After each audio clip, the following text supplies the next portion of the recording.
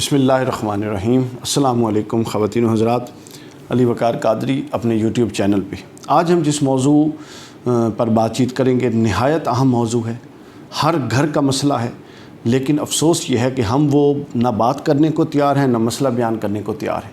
سچ جانتے ہیں لیکن سچ بولنا نہیں چاہتے، بتانا نہیں چاہتے، چونکہ ہم میں سے ہر ایک کے مفادات کو اس سچ سے نقصان پہنچتا ہے۔ وہ سچ کیا ہے؟ وہ سچ یہ ہے کہ کیا جہیز وراثت کا بدل ہے یا نہیں ہے۔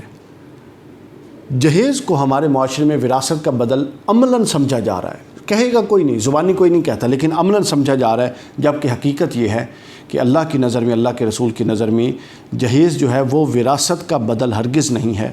اگر ماں باپ اپنی بیٹی کو جہیز دیتے ہیں تو یہ ماں باپ کی طرف سے تحفہ ہے، اس کا ہدیہ یا تحفہ یا گفٹ کے ضمن میں آتا ہے۔ بھائی یہ نہیں کہہ سکتے کل کو کہ چونکہ تمہیں اتنے لاکھ کا جہیز دیا تھا لہٰذا اب تمہیں وراثت نہیں دی جائے گی، بہن سے بھائی یہ نہیں کہہ سکتے۔ یہ صرف ایک حربہ ہے جہیز کو استعمال کر کے کہ بہنوں کو، بیٹیوں کو وراثت سے محروم کیا جائے۔ یہ ایک حربہ ہے کہ ہم جہیز کے ضمن میں استعمال کرتے ہیں۔ جہیز کا سامان جو ہے میں نے عرض کیا یہ ماں باپ کی طرف سے بیٹی کے لیے تحفہ ہوتا ہے، وہ چاہے 1 روپے کا ہو چاہے لاکھوں کا ہو۔ اصلاً جو جہیز کی حیثیت ہے اس پر میں ایک الگ کلپ ریکارڈ کروں گا۔ یہ ایک لعنت بن چکا ہے آج کے دور میں، اور نکاح میں سب سے بڑی رکاوٹ اس وقت جہیز ہے، لیکن وہ ایک الگ مسئلہ ہے، اس کو اس کے ساتھ نہیں ڈسکس کرنا ہے۔ یہاں صرف یہ ڈسکس ہوگا کہ جو جہیز ہے وہ وراثت کا بدل نہیں ہو سکتا۔ یہ نہیں کہ آپ نے جہیز دیا ہے اب آپ وراثت میں حصہ نہیں دیں گے، ایسا نہیں۔ ہمارے معاشرے میں کیا ہوتا ہے؟ ہمارے معاشرے میں جبراً بیٹیوں سے، بہنوں سے حق بخشوایا جاتا ہے کہ وہ بھائیوں کو اپنا حصہ دے دیں، جائیداد کا حصہ دے دیں، جس بھائی سے ملنا چاہتی ہیں اس کے ساتھ مل دیں اور اس کا حصہ دے دیں۔ یعنی ان کو اس طرح بلیک میل کیا جاتا ہے، اور دوسری طرف بہنیں بھی منفی کردار ادا کرتی ہیں، بعض اوقات وہ درار ڈالنے کا باعث بھی بن جاتی ہیں۔ وہ جب باعث ہوتی ہیں کسی ایک کے ساتھ مل جاتی ہیں تو یوں 2 بھائیوں میں اختلاف، بہنوں میں اختلاف، فلاں اس کے ساتھ مل گئی، یوں ایک اختلافات کا دروازہ کھل جاتا ہے۔ اصل کیا ہے؟ اللہ اور اللہ کے رسول نے حکم دیا ہے کہ ہر بندہ اپنا حصہ لے، بس اپنا حصہ لے اور ایک طرف ہو جائیں۔ تو بہنوں کو بھی یہاں پر غیر جانبداری کا مظاہرہ کرنا ہے، کیونکہ ان کا حق ہے، اللہ اور اس کے رسول نے دیا، لہٰذا وہ حق لیں۔ بچیاں ہمارے ہاں میکوں میں اگر کوئی بچی اپنا یہ حق مانگ لے تو جی ہمارے ہاں تو طوفان کھڑا ہو جاتا ہے، وہ میکے نہیں جا سکتی، اس کے ساتھ نسل در نسل رشتے ختم ہو جاتے ہیں کہ اس نے اپنا حق مانگ لیا، جی جائیداد میں اپنا حصہ مانگ لیا۔ اس چیز کو اتنا اس کو باغی تصور کیا جاتا ہے، رشتے توڑ دیے جاتے ہیں۔ اس چیز کو ہمارے معاشرے میں کیسا غلط رنگ دے دیا گیا ہے، جو کہ درست بات ہے۔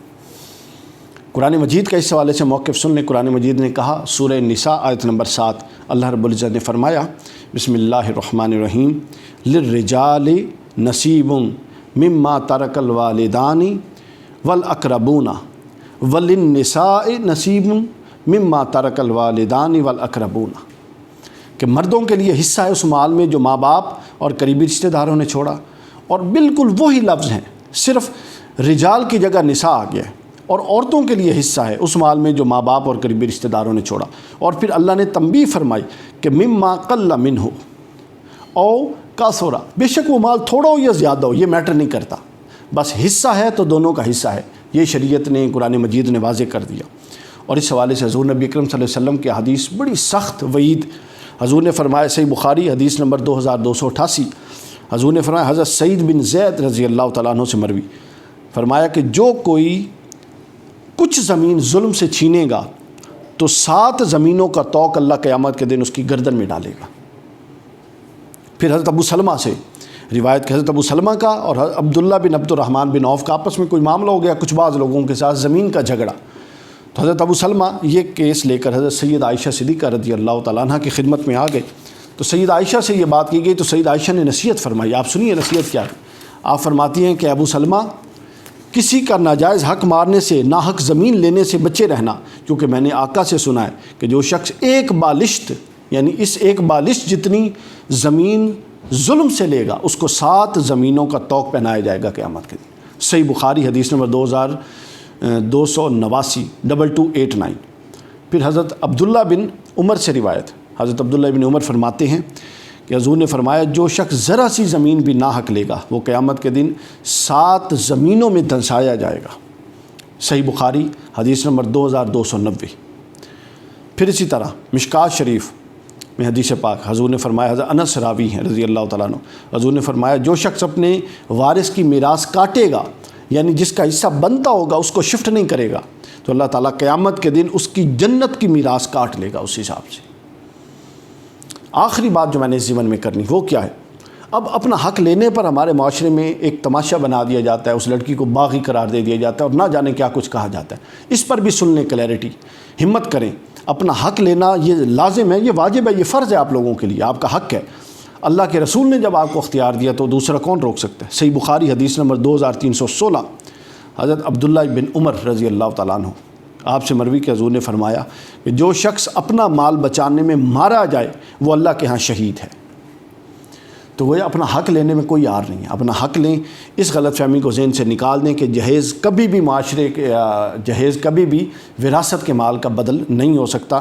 یہ ہمارے معاشرے میں کیوں ہے؟ اس کی 3 وجوہات ہیں۔ سب سے پہلی وجہ ہے غفلت اور اللہ کے خوف سے عاری ہیں ہم لوگ، دوسری یہ ہے جاہلانہ رسومات، اور تیسری یہ ہے کہ ہم ہندوازم کے ساتھ رہے ہیں چونکہ، اور ہمارے معاشرت میں ہندوازم کا گہرا اثر ہے، اور ہندوؤں میں لڑکی کو میراث نہیں دی جاتی، لہٰذا اس تصور کے تحت ہم اسی پورے کے پورے سانچے میں ڈھلے ہوئے ہیں۔ اللہ تعالیٰ سے دعا ہے کہ ہمیں حق پر چلنے اور حق کہنے کی توفیق دے۔